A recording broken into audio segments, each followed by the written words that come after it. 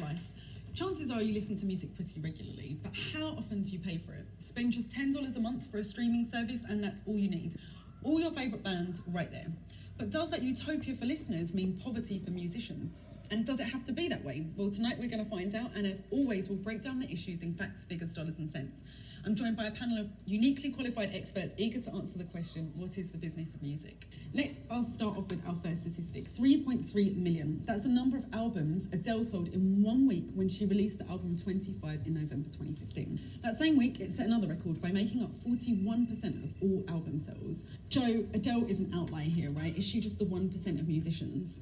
Yeah, I mean, that stat is exceedingly strange. Not only is it essentially impossible, like a unicorn in today's music retail climate, but that she did it in a time, a completely different era, in a time when people simply don't buy records anymore. How did she do it? So Adele did a really important thing, which was activating an audience that is not who we think of as a traditional record consumer in the current market. Okay. Older, Who is that audience? Older. Someone who's conditioned to paying $16 for a CD. Stephen, are you surprised that one physical album sold so well? I think it's a statement that music is very diverse. It's more diverse in terms of distribution channel, monetization, opportunities than really at any time in history. Other artists are trying to come up with ways to make people excited to acquire their music, however they might acquire it. I don't think the physical object is the thing. To John's point, I don't think anybody wants the physical object unless it's vinyl, unless they are older. For now, we want to talk about these physical album sales, and this next stat can help us illustrate that. Not so long ago, album sales looked completely different. In the year 2000, there were 730 million sales of physical album recordings. By 2008, that number had been cut in half to 363 million. And by the end of 2015, that number had dropped by more than half again to just under 125 million albums. Joe, that steep decline is happening really, really quickly. Why? Because nobody wants to buy a record when you can get it for free. I mean, your difference between 2000 and 2008 is nobody had to buy those records. Is there no nostalgia for the physicality of an album at all? Well, that's what vinyl's about. Vinyl is merch. I feel like if you want to demonstrate loyalty to an artist that you like, you have a way of spending $25. You can put it up on your mantle at your house. People know that you're super into the White Stripes. And you can communicate that to your friends when they come over. Stephen, do those vinyl sales make a difference to the artist? Most people that are buying vinyl are also streaming that content, but they want to have that physical good. So it's a way of incrementally monetizing your customer, your fan. After all this talk about streaming, this next number may surprise you. 317 billion. That's the number of music streams in 2015. It's close to double the number of streams in 2014, but for most musicians, those extra streams aren't bringing in extra dollars. Just look at the royalties streaming services are paying. At the top, Google Play at 73,000th of a cent per play. At the bottom is YouTube at 3/10,000ths of a cent. Stephen, those numbers are really, really appalling. I think it's actually the opposite. In many ways, streaming is saving the music industry, and it's really restoring the growth that the industry has been missing for years. Streaming is going to be, and is today, particularly among millennials and younger generations, the primary way of consuming music. So it is. Is that true for everyone? I'm curious, is that true for everyone in the audience? For streaming music, put your hands up if you've streamed music. Whoa. Okay, so you're right, it is the primary way. How big of a song do you have to make like reasonable royalties off of streaming? You have to be Drake.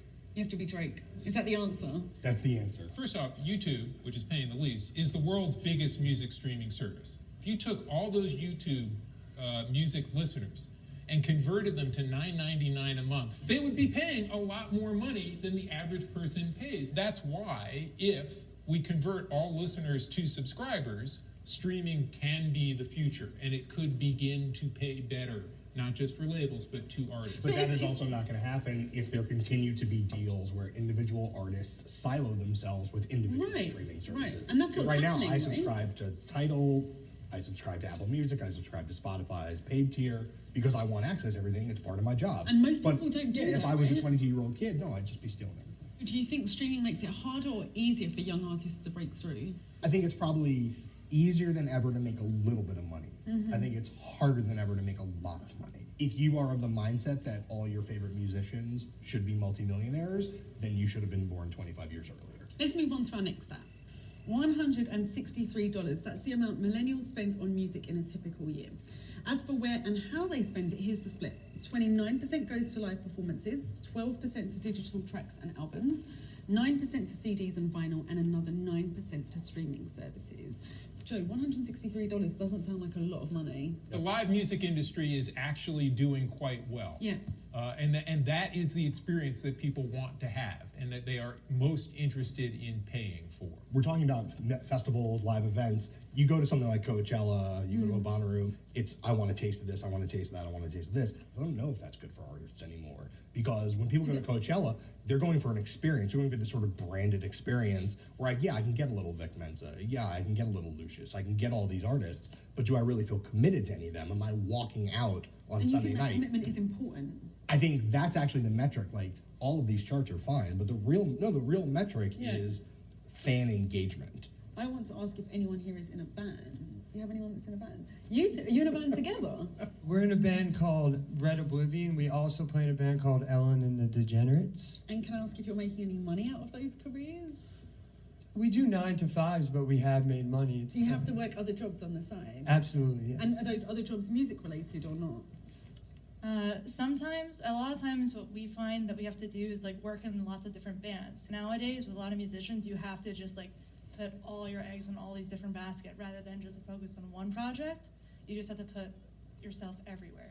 I think that's a great lead. Look at this next stat. You can be a young musician with a following and still not make much money. A quarter of US musicians and singers last year earned a grand total of $13.20 an hour. It's pretty depressing, right? That's actually way better than I would have thought. No way. I mean, I'm not saying that that's great, but there's no federally mandated minimum wage for being a cool musician. But is it sustainable then? Don't most people just drop out of the industry if that's how much money that they're making? I mean, I think probably the secret truth is it was never really sustainable, but I also think that artists who can find fan bases have quicker paths to monetization today than they did 5 or 10 years ago. I mean, when they were just big record labels, you either got on the ship or you didn't get on the ship. Now there's 100 different ships. It's more of a level playing field, which means, for example, on SoundCloud, we have 12 million artists that are heard every month.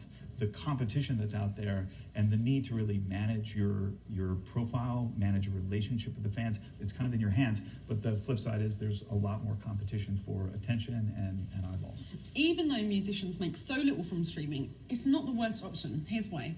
57 million Americans get music from pirate sites, which pay musicians and the industry nothing at all. Joe, when did this start and how did it become a habit? You know, this all starts with Napster. That's the moment that peer-to-peer becomes a reality, and the moment it becomes a reality, and that digital content can be traded over high-speed internet, the perfect storm has come together for the music industry, and the bottom falls out very, very quickly. I do think the threat of piracy looms on the industry. It's still there. And it's still there if it starts to crack and if the support of streaming starts to dissolve. I think there is a risk that this number gets bigger. But say you're a young person with no credit card. You can't sign up for a premium streaming service.